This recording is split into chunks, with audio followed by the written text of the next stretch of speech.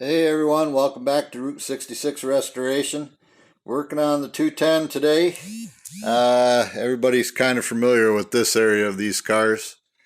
Back here they rot out pretty bad.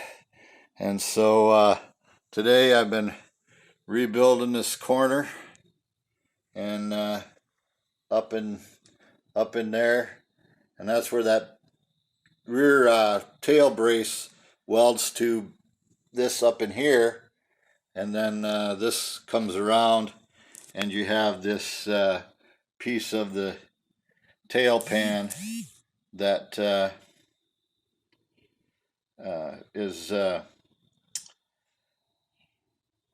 was rotted off here. So in the midst of replacing that, as you can see, I'm forming. I use pie cuts, use welder, grind down. Most of this nobody's ever going to see.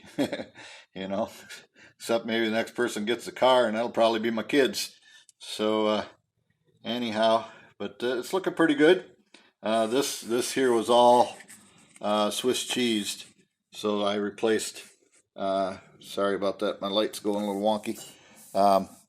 This area was all Swiss cheesed. That's all been replaced. This lower lip has been replaced. The side of the trunk, you can see down in there, and I have yet to grind that, so I just been zapping at. My gaps were a little large, so but that happens. You just kind of roll with the flow, do what you need to do.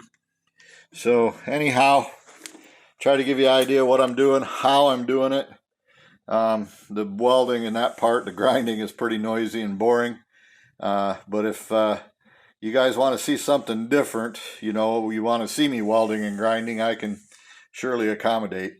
But I would think that everybody knows pretty much what's going on there. So anyways, have a good one, guys. We're getting her little by little.